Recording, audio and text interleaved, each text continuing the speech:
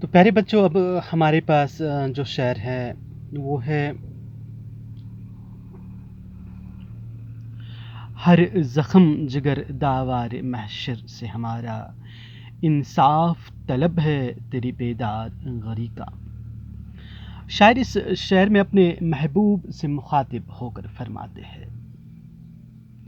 کہ اے میرے محبوب، میں نے ہمیشہ آپ کے ساتھ وفا کرنے کی کوشش کی، میں نے آپ کو ہمیشہ عزت دی، محبت دی اور طرح طرح سے آپ کا دل خوش کرنے کی کوشش کی، لیکن آپ نے اس کے بدلے کیا کیا؟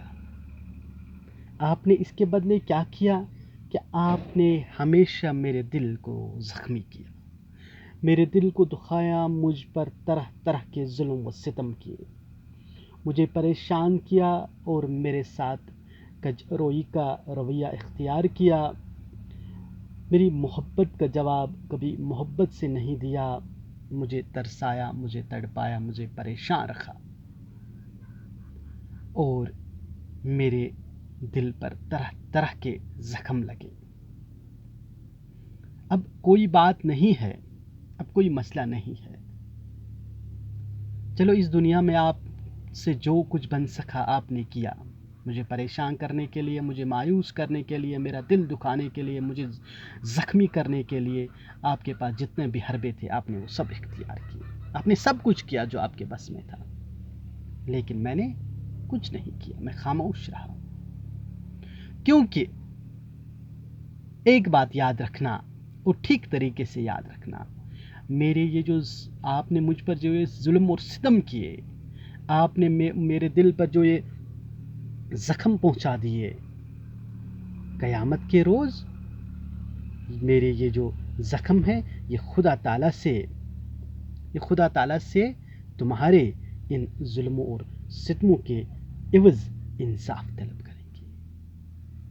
یہ سوال کریں گے کہ ہم نے اتنا کیا کچھ کیا تھا کہ ہم پہ اتنے ظلم کیے گئے، ہم پہ اتنے ستم کیے گئے،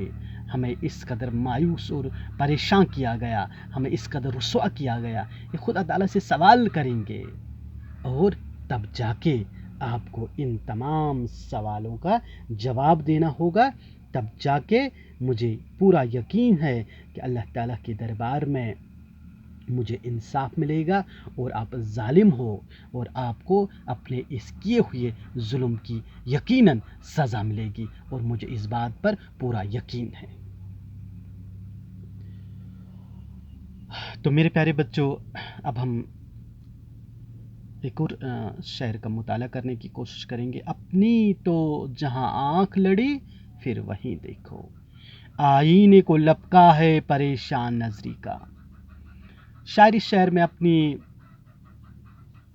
محبت کی پختگی، اپنی سچائی، محبت میں مر مٹنے کے جنون کی کہانی اور اپنے ثابت قدمی کو وضاحت کے ساتھ بیان کرتے ہیں۔ کیا مطلب؟ شاعر کے کہنے کا مطلب یہ ہے کہ میں نے زندگی میں ایک بار جس کو دیکھا، اپنی تو جہاں آنکھ لڑی پھر وہیں دیکھو، میں نے جس کو زندگی میں ایک بار چاہا، میں نے زندگی میں ایک بار جس کو دل دیا، میں نے زندگی میں ایک بار جس کو اپنایا، میں نے زندگی میں ایک بار جس کو اپنا کہا، تو میں عمر بھر کے لیے اسی کا ہو لیا۔ میں نے زندگی میں ایک بار جس سے محبت کی، جس کو چاہا، جس کے ساتھ میرے دل کی وابستگی ہو گئی، میں نے عمر بھر کے لیے اسی کو چاہا، اسی کو پوجا، میں عمر بھر کے لیے اسی کا ہو کے رہ گیا۔ میری فطرت آئینے کی طرح نہیں، میری فطرت آئینے کی طرح نہیں جو دن میں ہزار چہرے دیکھ کے پریشان ہوتا رہتا ہے کہ کون کتنا خوبصورت ہے، کون کیا ہے۔ نہیں، میری ایسی فطرت نہیں ہے کہ دن میں ہزار چہروں کو دیکھوں اور پریشان ہو جاؤں، یہ کتنا خوبصورت ہے، وہ کتنا خوبصورت ہے، اس میں کیا کون سی ادا ہے، اس میں کون سی ادا۔ نہیں، ایسی بات نہیں ہے، بلکہ میری حقیقت یہی ہے کہ میں نے زندگی میں جس کو ایک بار محبت دی، چاہا، جس کے ساتھ دل کا رشتہ قائم کیا، میں عمر بھر کے لیے اسی کا ہو گیا، اور پوری مکمل زندگی میں نے اسی کے نام کی، اور مکمل زندگی جب تک میں زندہ رہا اسی سے محبت کرتا رہا، اسی کو پوجتا رہا، اسی کو چاہتا رہا، اور اپنی زندگی کو اسی کے نام وقف کیا۔ تو پیارے بچوں، اس کے بعد جو شعر ہے اس کا جائزہ لیتے ہیں، اس کی تشریح کرنے کی کوشش کرتے ہیں۔ صد موسم گل ہم کو تبال ہی گزرے، مقدور نہ دیکھا کبو بے بال و پری کا۔ شاعر اس شعر میں اپنی ویران زندگی،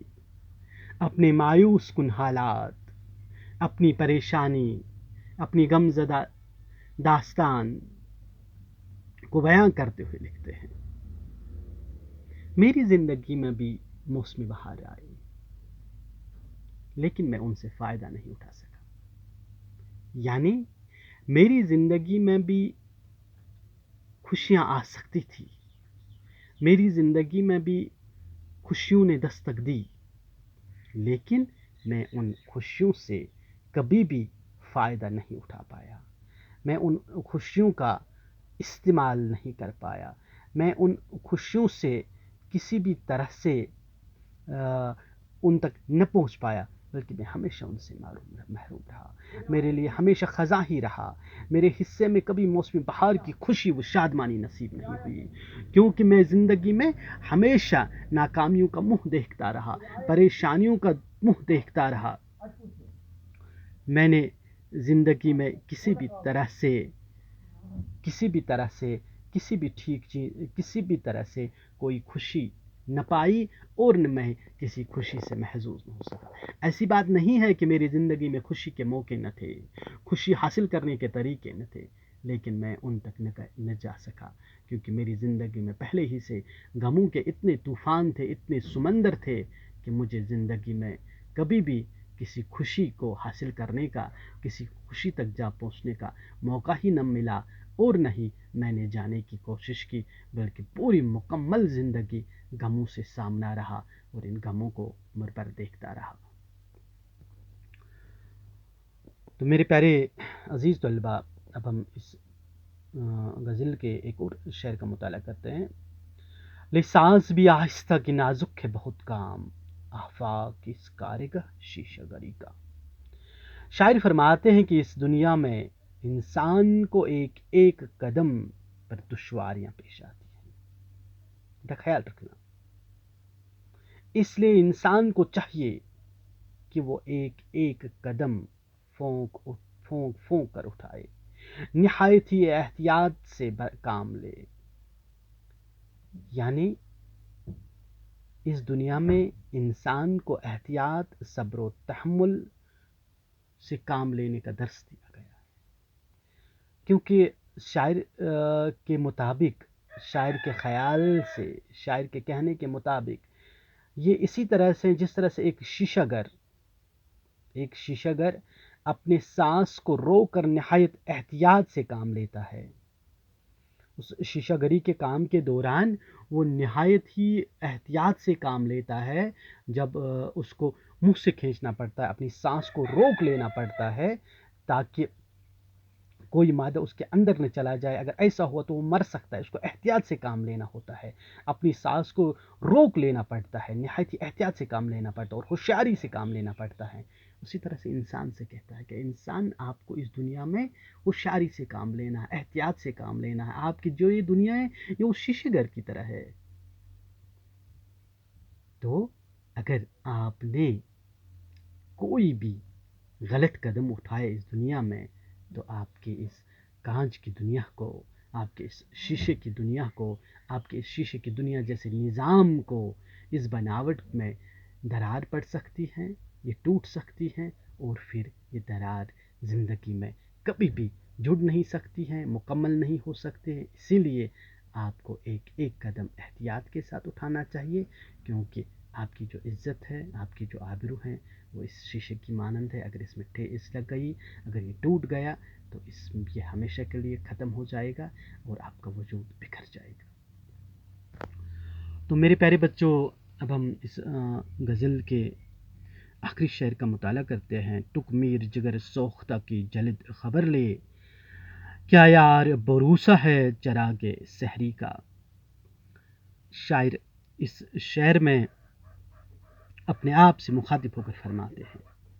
کہ اے میر، اگر میرے چاہنے والے میری خبر لینا چاہتے ہیں، میرے اس جلے ہوئے دل کا حال جاننا چاہتے ہیں، میرے ان غمزدہ حالات کو جاننا چاہتے ہیں، میری ان دشواریوں اور ان پریشانیوں کو جاننا چاہتے ہیں، میں نے کس طریقے سے غموں میں زندگی بسر کی اس کے حوالے سے جاننا چاہتے ہیں، میرے اس